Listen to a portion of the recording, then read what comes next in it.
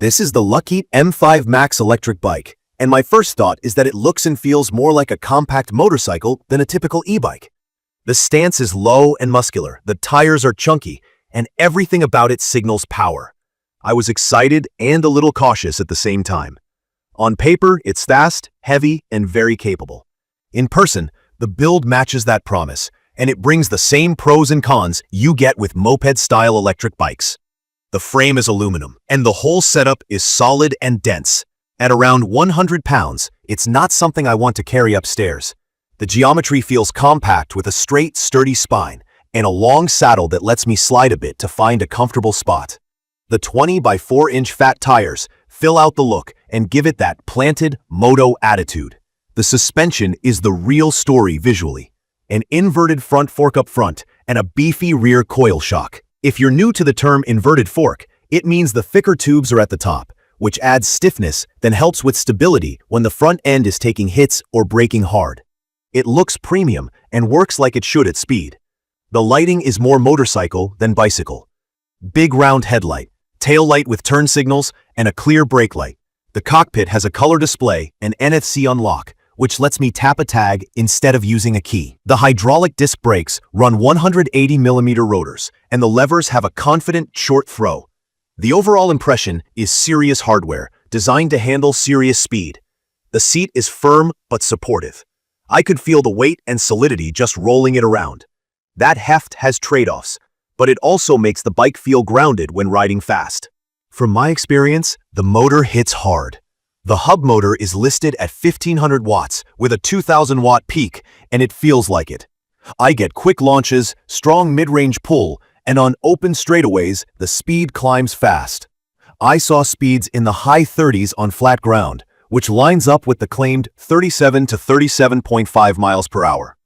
That's beyond the usual 28 miles per hour Class 3 ceiling, so I treated it with the same respect I'd give a small motorcycle. I kept a full-face helmet on and stayed cautious in traffic. The power delivery is where I ran into my biggest learning curve. Using the full twist throttle, the initial surge can be abrupt at low speed.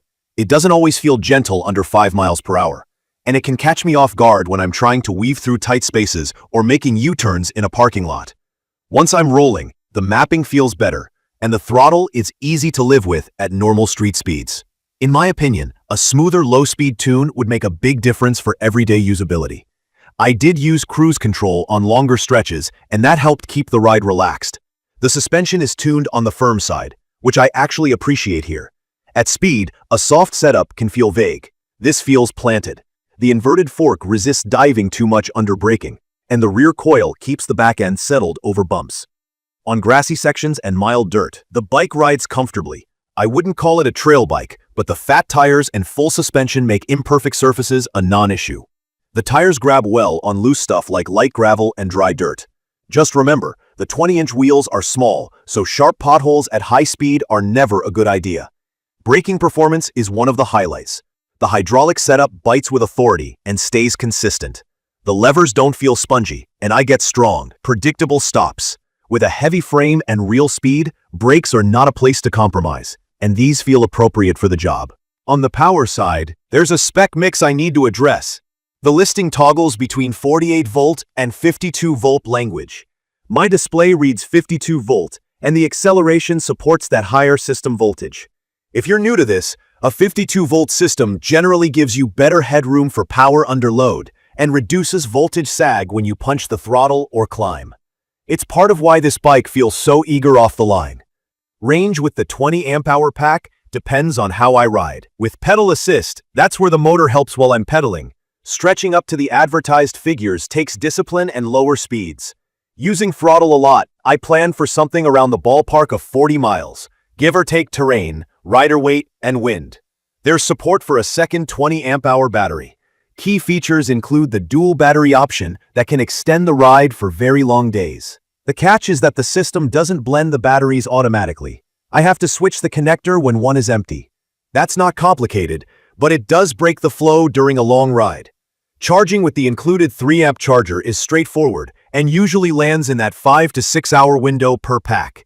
Noise matters to me on longer rides. The motor has a noticeable whine under load. At steady cruising speeds, I hear it, And under heavy throttle, it stands out. It's not a deal breaker, but it's not stealthy. Also worth noting, on very steep grades, there's thermal protection that can step in to protect the motor and controller.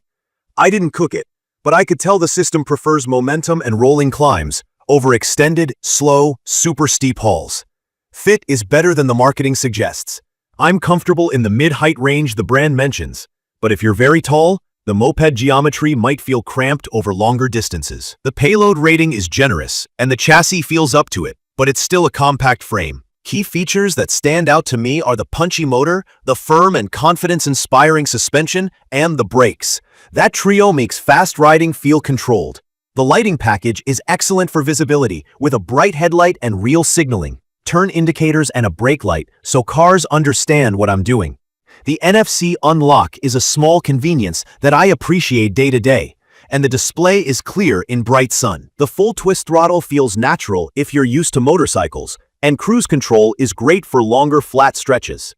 The drivetrain with a 7-speed setup is handy for helping the motor get off the line on hills or saving battery by spinning at a comfortable cadence. It's perfect for riders who want a moped-style e-bike that actually rides like one, fast, stable, and ready for a mix of pavement and light off-road. From my experience, it works best when I treat it like a lightweight electric moto. Gear up properly, give myself space, and use the speed responsibly. I'd recommend this for enthusiasts who like to tinker and tune, because there's room to upgrade components over time, and the frame has space if you want to try a different controller or add the second battery. On the flip side, the aggressive low-speed throttle behavior is something I had to adapt to, and the motor noise is a thing. The dual battery system requires manual switching, which isn't elegant.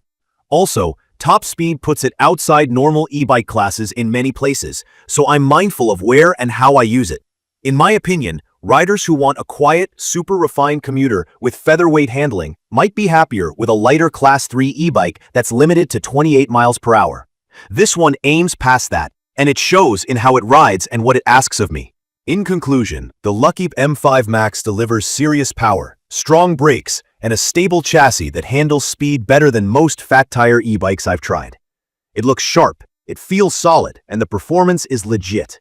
The trade-offs are real: a heavy platform, a throttle tune that can be jumpy at walking pace, audible motor noise, and a dual battery setup that doesn't auto-manage power.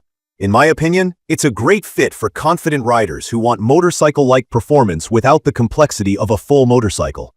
If you're comfortable with the weight, the speed, and the learning curve, this can be a thrilling, capable machine for commuting, weekend runs, and mixed surface exploring. I'd recommend this for experienced e-bike riders or moto-curious commuters who want power and range in a compact package and don't mind dialing in their riding style. If support and absolute refinement are top priorities for you, do your homework on service options in your area and consider how much DIY you're willing to take on for maintenance and upgrades. Please check the comments section for detailed information about the Luckeep M5 MAX electric bike.